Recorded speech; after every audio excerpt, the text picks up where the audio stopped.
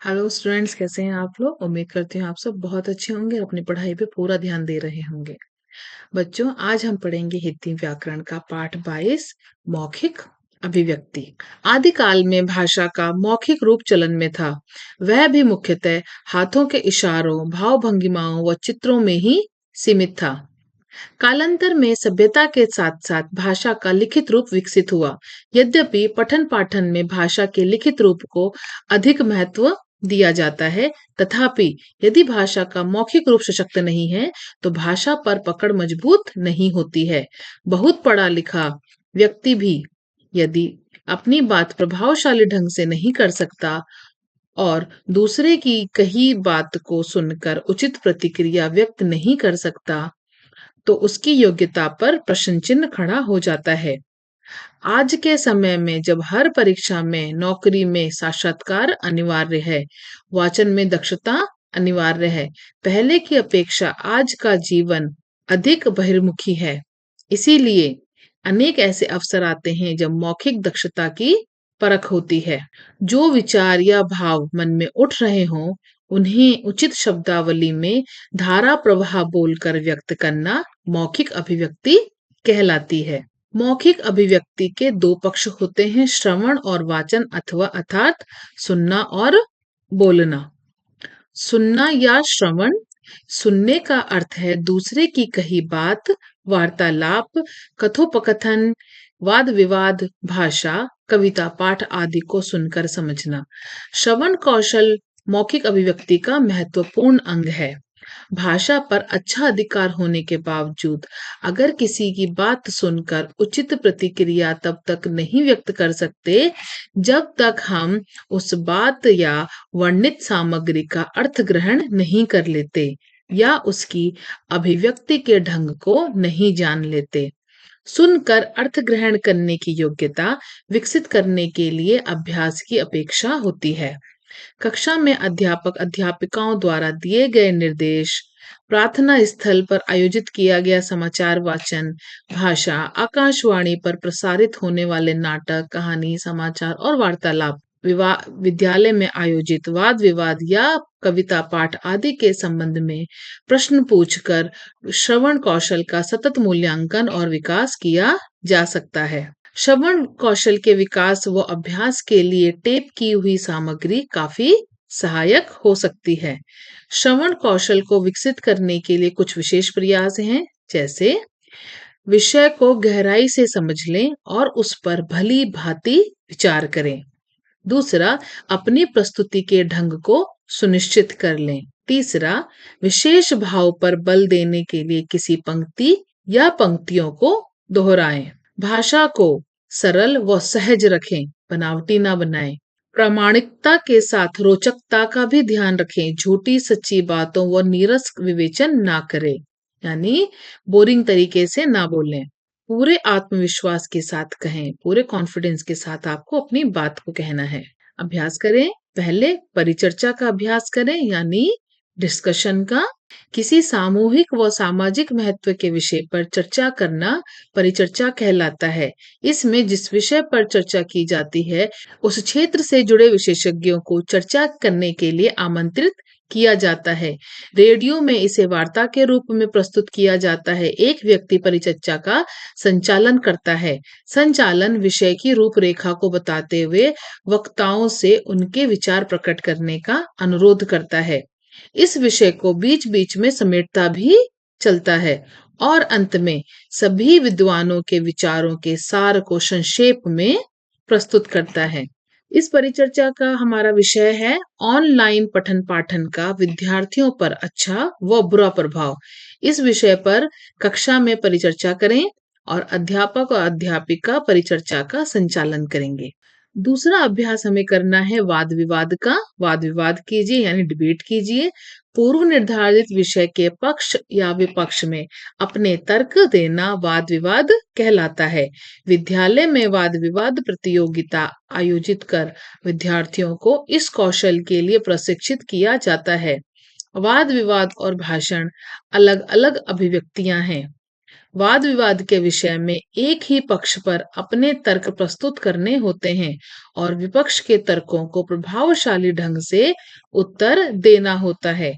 यद्यपि विद्यालय स्तर पर होने वाली वाद विवाद प्रतियोगिता की तैयारी पहले ही लिखित रूप में कर ली जाती है, तब भी यह अपेक्षा की जाती है कि बोलने वाला पहले दिए गए तर्कों को ना दोहराए और अपना पक्ष प्रस्तुत करते समय विपक्षी के तर्कों का तत्काल जवाब दे। वाद विवाद करते समय जोर जोर से चीखना, हाथ हिलाना, मेज पीटना आदि आवश्यक नहीं होता, वरन मुख की मुद्रा, बोलने में आरोह अवरोह व आत्मविश्वास पूरी भूमिका महत्वपूर्ण भूमिका निभाता है। तो आपके वाद विवाद का विषय है प्रारंभिक कक्षाओं में हो विषय चुनने की स्वतंत्रता। इस विषय पर वाद विवाद कीजिए। पक्ष और विपक्ष के प्रमुख तर्क अंत में श्याम पट्ट पर लिखिए। समूह 1 और समूह 2 में आप 2 ग्रुप बनाइएगा। तीसरा हम बात करेंगे कविता पाठ या सस्वर वाचन की। कविता पाठ में कविता के मूल भाव के अनुरूप रस का ध्यान रखते हुए कविता पढ़नी चाहिए। अर्थात यदि वीर भाव को जगाने वाली कविता है तो स्वर में प्रखरता, ओज और तेजी और मुख पर गौरव की भाव भंगिमा होनी चाहिए। शारीरिक मुद्राएं सहज होनी चाहिए।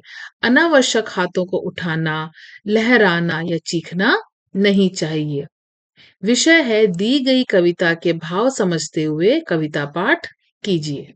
हिंदी शब्दकोश देखना। किसी भी भाषा का कोश उस भाषा के अनगिनत शब्दों का वह क्रमबद्ध समूह है जिसमें प्रत्येक शब्द का स्थान एक निश्चित क्रम के अनुसार होता है।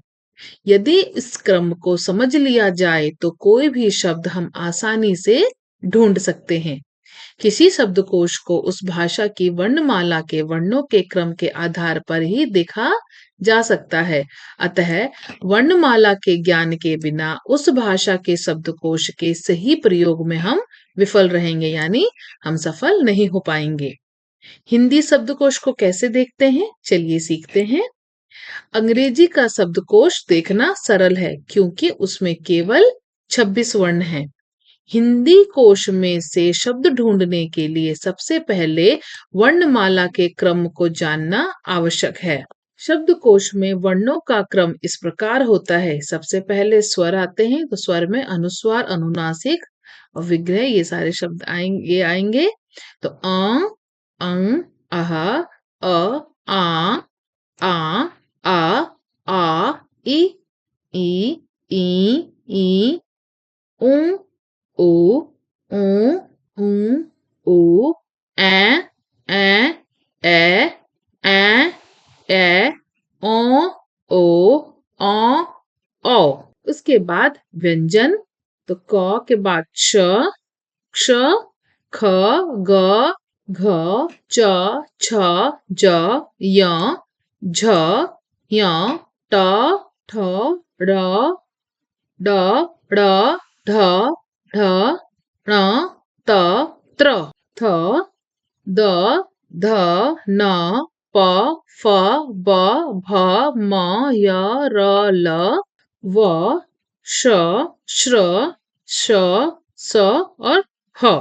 इस तरीके से आएगा। आप देखें तो अगर हमें सबसे पहले अगर कंकण ढूंढना है तो ये शुरुआत में ही आएगा क्योंकि स्वर, तो अनुस्वार को सबसे पहले जगह दी गई है हिंदी शब्दकोश में। तो अगर हमें क शब्द से ढूंढना है तो क से सबसे पहले अंग के संग यानी कंग, फिर क और अ के साथ क, फिर क जमा आ, का, फिर क जमा छोटी ई, की, और इस तरीके से ये पूरी वर्णमाला है।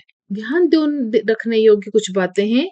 आप जानते ही हैं कि व्यंजन का वास्तविक रूप हलंत से युक्त है। जैसे क, ख, ग, इसमें स्वर व व्यंजन उसी क्रम में जुड़ते हैं जिस क्रम में वे हैं, अर्थात पहले स्वर फिर व्यंजन। अनुस्वार स्वरों से भी पहले स्थान पाते हैं। ये ही किसी व्यंजन के क्रम का आरंभ करते हैं। ये एक समान माने जाते हैं, इसीलिए इनमें आगे पीछे का क्रम नहीं होता। आधे अक्षर पूर्ण अक्षरों के बाद आते हैं, जैसे कम, काम, कौन, क्यों। री की मात्रा को बड़े ऊ की मात्रा के बाद ढूंढना चाहिए। अ के बाद व्यंजनों की शुरुआत होती है। संयुक्त व्यंजन भी वर्णमाला में क्रम से रखे जाते हैं। जैसे द जमा द, इसके बाद दद आएगा। श, त्र, ज्ञ, श्र संयुक्त व्यंजन है। इनकी संरचना को समझकर व्यंजन क्रम में ही इन्हें ढूंढना चाहिए।